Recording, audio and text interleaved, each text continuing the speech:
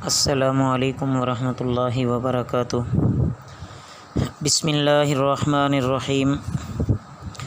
عزیز طلباء، تفسیر کے آج کے سبق میں ہم لیجزی الذین آمنوا وعملوا الصالحات سے پڑھنے لگے ہیں۔ توجہ کیجیے۔ اعوذ باللہ من الشیطان الرجیم، بسم اللہ الرحمن الرحیم۔ لیجزی الذین آمنوا، تاکہ جزا دے ان لوگوں کو جو ایمان لائے، وعملوا الصالحات، اور انہوں نے عمل کیے نیک، اولئک لہم مغفرۃ ورزق کریم، یہی لوگ ہیں کہ ان کے لیے بخشش ہے اور عزت کی روزی۔ والذین سعوا، اور وہ لوگ جنہوں نے کوشش کی، فی آیاتنا، ہماری آیتوں میں، معاجزین، ہرانے کے لیے، اولئک لہم عذاب من رجز علیم، یہی لوگ ہیں کہ ان کے لیے سخت دردناک عذاب ہے۔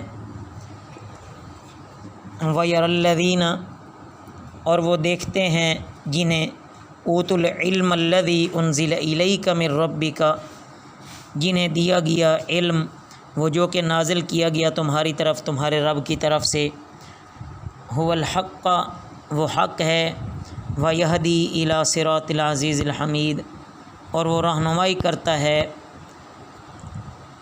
راستے کی طرف، غالب ہے، سزاوار تعریف ہے۔ عزیز طلباء، ان آیات میں یہ بیان فرمایا گیا ہے، گزشتہ سبق میں آپ کو یاد ہوگا کہ آخری آیت میں قیامت کے بارے میں فرمایا گیا تھا کہ قیامت برحق ہے، وہ ضرور آئے گی۔ قیامت کا آنا اس لیے ضروری ہے کہ جن لوگوں نے اللہ کو مانا اور اس کی مرضی کے مطابق نیک کام کیے، ان کو اس کا اچھا بدلہ دیا جائے اور انہیں اللہ تعالیٰ اپنی نعمتوں سے مالا مال فرمائے۔ اور جن لوگوں نے اللہ تعالیٰ کی آیتوں کو جھٹلایا اور اس کے خلاف عمل کیا، اور جو یہ کہتے رہے کہ اللہ ہمارا کچھ نہیں کر سکتا، ان کے لیے سخت دردناک عذاب ہے۔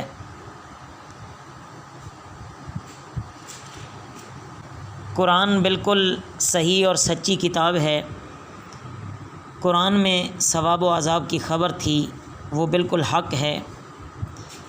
کل قیامت کے دن ان جھٹلانے والوں کو اس بات کا علم ہو جائے گا۔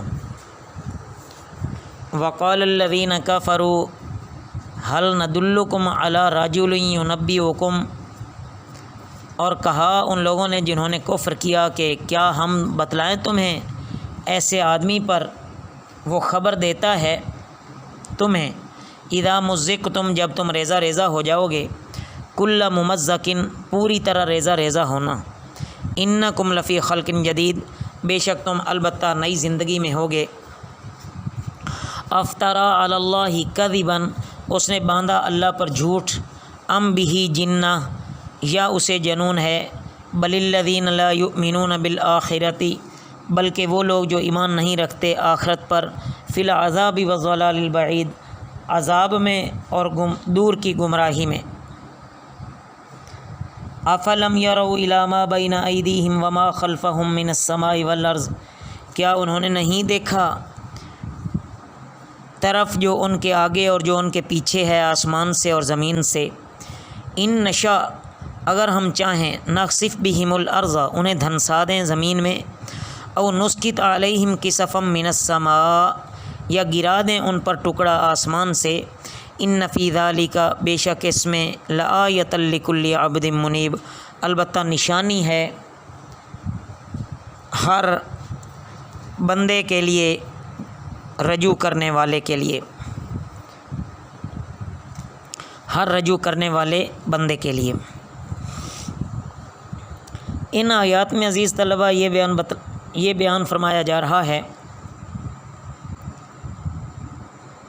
کہ کفار اور مشرکین قیامت کے آنے میں آپ صلی اللہ علیہ وسلم کا مذاق اڑاتے تھے اور وہ محال سمجھتے تھے، اور اس مذاق اڑانے میں وہ بعض کفریہ کلمات بھی کر جاتے تھے جو کہ ان آیات میں بیان فرمایا گیا ہے کہ یہ کفار آپس میں ایک دوسرے کو کہتے تھے کہ لو سنو، ہم میں ایک صاحب ہے جو فرماتے ہیں کہ جب ہم مر کر مٹی مٹی ہو جائیں گے اور ریزہ ریزہ ہو جائیں گے، اس کے بعد ہم زندہ کیے جائیں گے،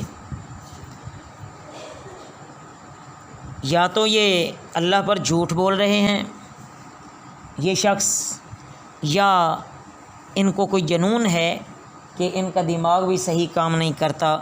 الیاذ باللہ ان کی اس طرح کے بیہودہ بکواسات ہوتی تھیں۔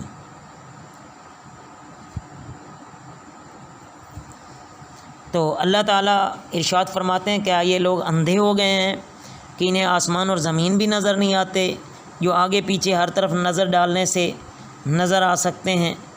ان کو تو یہ بھی مانتے ہیں کہ اللہ نے بنایا ہے، پھر جس اللہ نے بنایا ہے اس کے لیے توڑنا کیا مشکل ہے، توڑ کر دوبارہ بنانا کیا مشکل ہے؟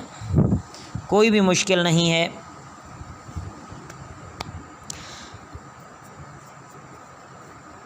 اللہ رب العزت اس کے بعد بتاتے ہیں